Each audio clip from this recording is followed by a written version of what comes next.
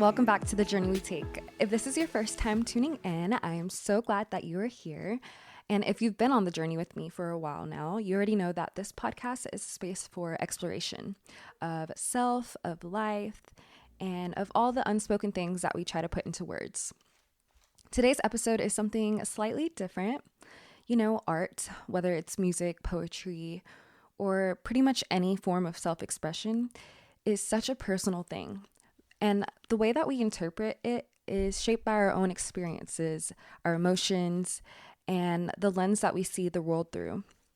I absolutely love hearing how my poetry resonates with people in different ways, and I never ever want to take that away from people. But today I want to share something deeper. I want to take you inside of my own head whenever I was writing some of these pieces that are in The Journey We Take book, my debut poetry book. Basically, just want to share where I was mentally, what certain words meant to me, and at the same time, I would love to hear from you too, and how these poems personally speak to you, and if they bring up anything different in you than they did for me, because basically that's the beauty of it, right? The subjectivity of art and how our personal perspectives shape the interpretation of it all. So let's get into it. More than meets the eye. This is the poem that I want to start with. It is the opening poem of my book, and here it is. This body tries to persuade me that there are limitations to where I can go, when there is much more to know. If I walked only as far as my feet are able, I would find myself at the edge of the world and insanity, for all the questions I have would remain a mystery.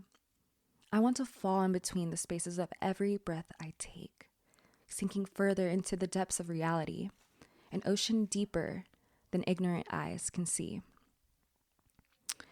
When I wrote this, I think I was frustrated, just with the world, with myself, with the way that I was realizing how we settle for what's on the surface a lot of the time, never really questioning, never really digging deeper. And we definitely live in a time where everything's about appearances, quick judgments. What we see is what we assume to be true. But I've never really been able to accept that myself. I feel things too deeply, and I know a lot of other people do as well. I know there's others like me out there. Seeing the shadows behind smiles, hearing the words that aren't spoken. And I've always felt this pull, this need to go beyond and to ask why, just question what's in front of me. If I only walked as far as my feet could take me, I'd never reach the places my mind craves to go. And that thought alone, it feels like insanity to me. So that inspired those words. And it's just the fact that I don't want to just exist. I want to understand. I seek to understand, to feel everything in its entirety, even the pain, even the discomfort, because that is where the truth lives. Have you ever looked at someone or something and known deep down that there was much more beneath the surface? Did you decide to dig deeper, or did you walk away? Well, this is the questions that shaped the poem. And I'll just leave it with the fact that I feel like in today's world, we're so used to the instant gratification, seeing things at face value, whether it's social media, the news, or even the way that we judge ourselves and others. But whenever we start looking beyond that, that's whenever we really open up to the truth. Pendulum, the next poem that I have. It is not the next poem in the book, but it is the next poem that I have picked out for this little segment. We all know life moves in cycles, in extremes, and sometimes it feels like we have no control. When I originally wrote Pendulum, I felt like I was in between two forces, hope and despair, power and helplessness, past and future. It was just a very difficult time.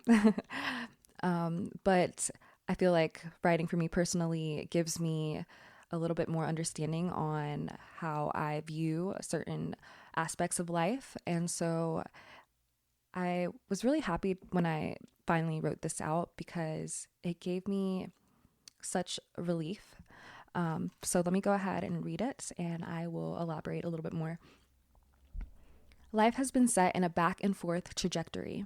I hang on to hope as the pendulum swings, opposing movements influenced by the intensity of my energy, magnified by forces that push me against resistance.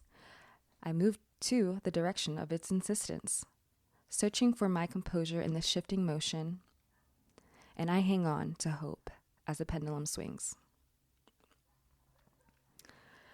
So again, this one is about feeling pulled in different directions. I think that we all go through the seasons where life feels like it's swinging between the extremes, highs and lows. It's just that push and the pull of the things that are outside of our control. And sometimes we feel powerless between that progress and the setbacks. Kind of sometimes feels like we're just getting carried along by the movement of the momentum of, moving wherever life is insisting that we go. But even in that motion, I think that there's something grounding about holding on to hope. For me, this poem was that reminder that I needed, that even though things shift, even though life is constantly moving unpredictably, there's something steady within us. I think we know this feeling. One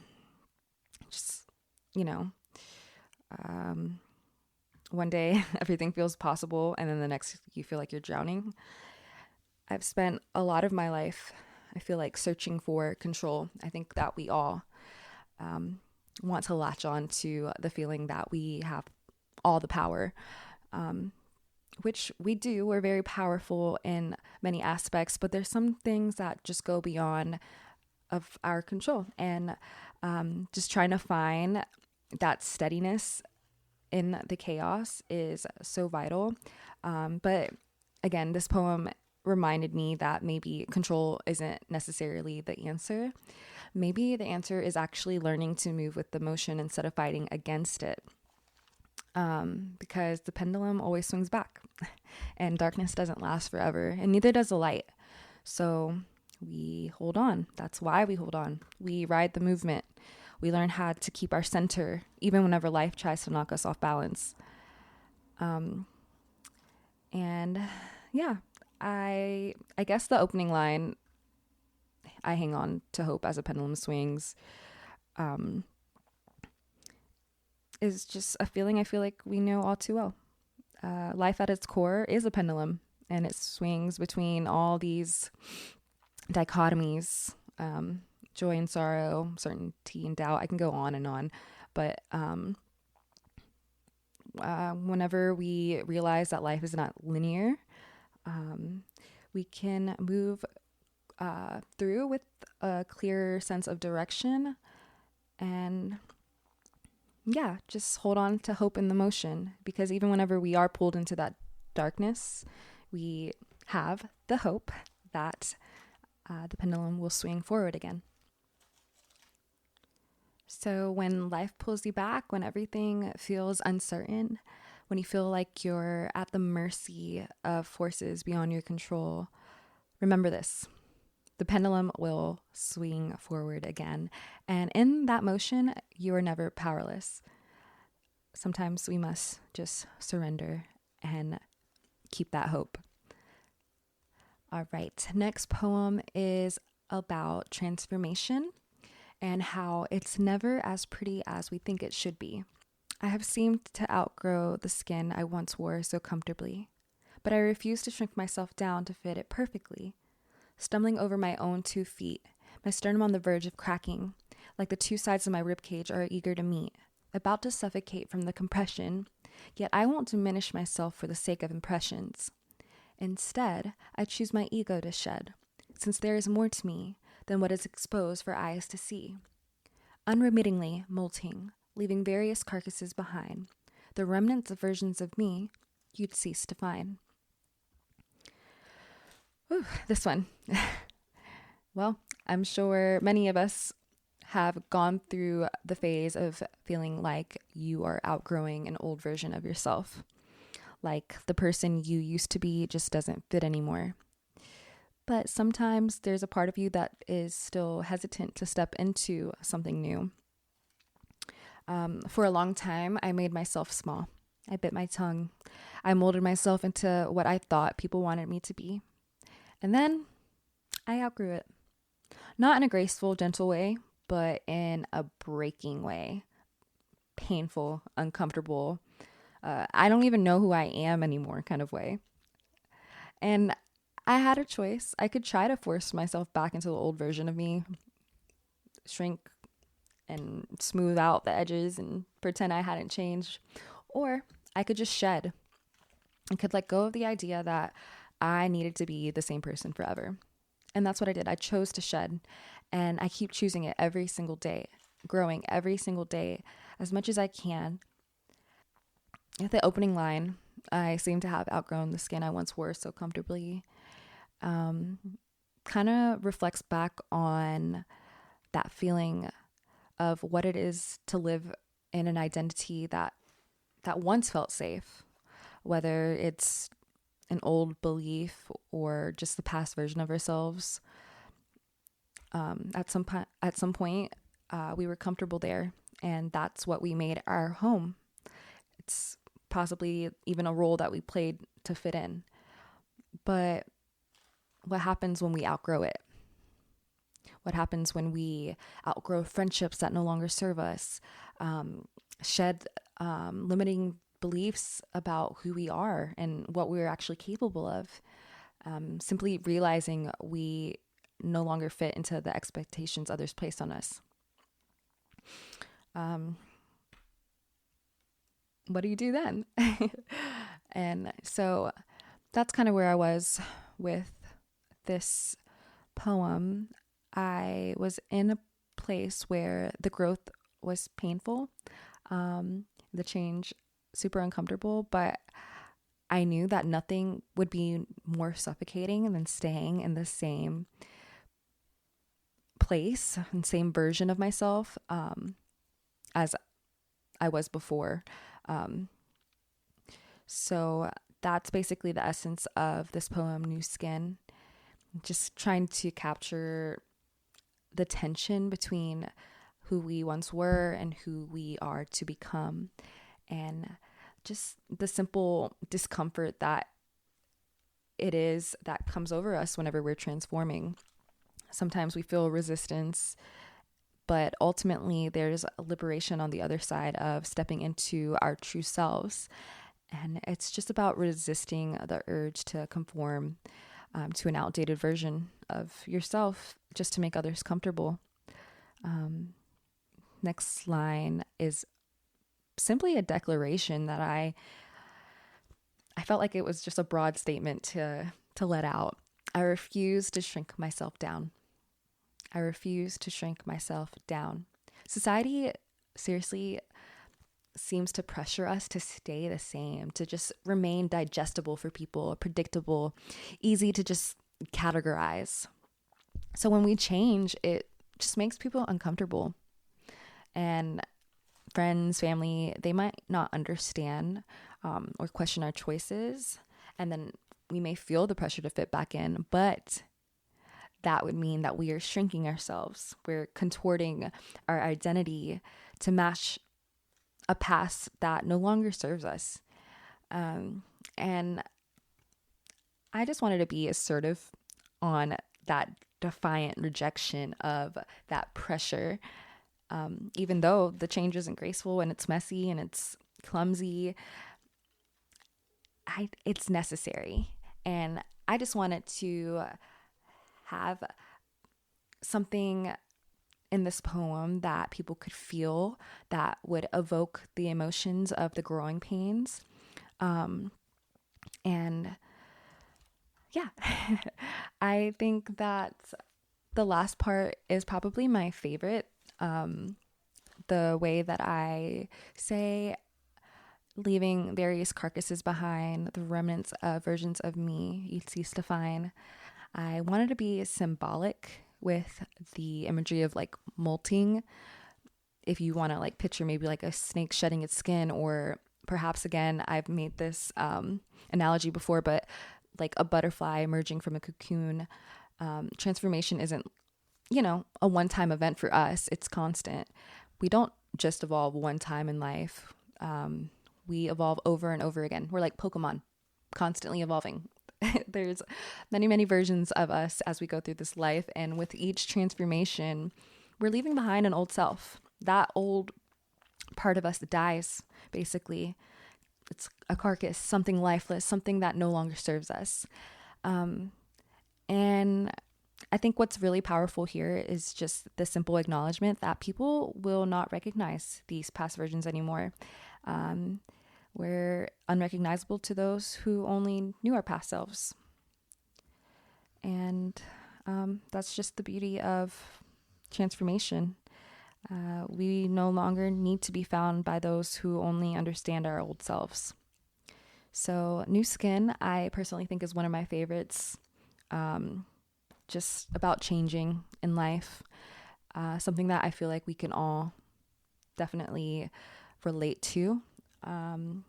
But this is the kind of change and transformation that I wanted to reflect in this poem, that it's not the soft or romanticized kind. It's about that seriously raw, painful, and again, necessary process of growth. And the one that kind of leaves us feeling exposed and unsure and uncomfortable. And I thought it was really important to highlight those emotions with this kind of process in life, because it's just true. And I know that a lot of people have probably been there as well. Yeah, just learning that change, even though it's difficult, it's always worth it. And shrinking ourselves for the comfort of others is seriously just not an option. So shedding that ego is really what allows us to step into our most authentic self and the person who we're meant to be. So remember that as you are going through your life. You're always molting, always evolving. You're always stepping into new skin. And that is definitely something to be proud of. Moving on, I have another poem called Overflow.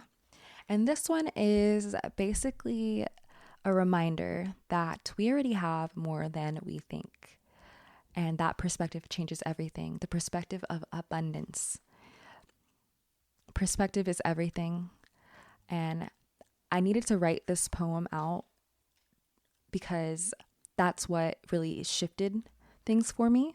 I used to feel like I was always waiting for things to get better, waiting for happiness to come knocking on my door, come every day. And just one day I realized it was already here.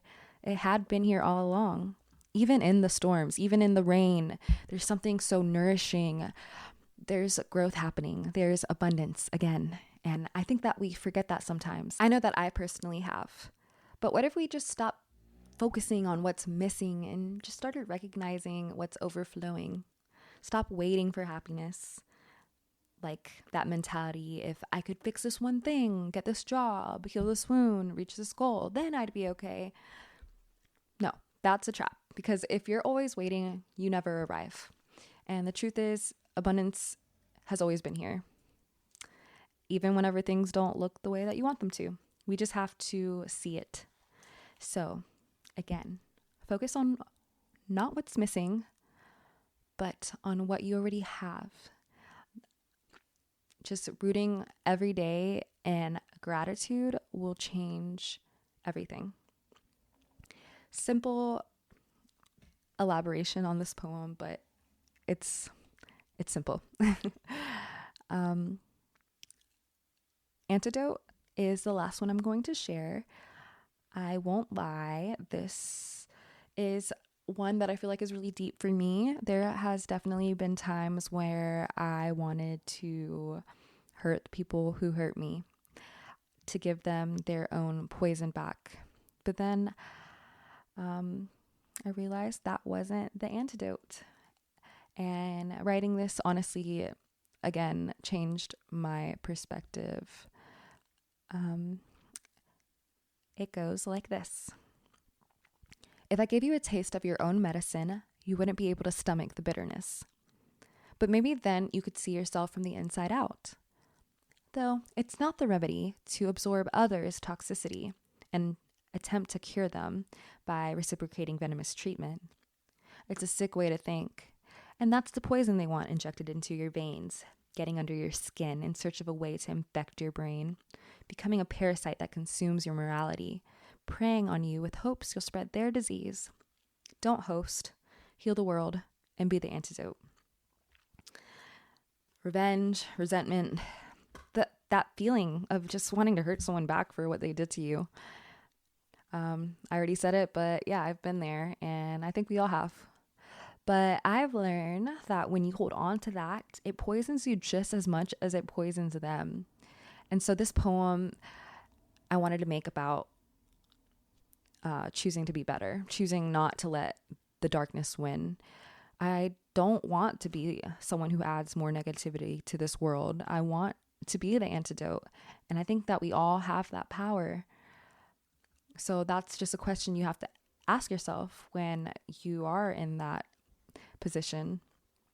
Yeah, revenge might feel good in theory, but in reality, that is just what perpetuates the cycle. It just keeps going and going.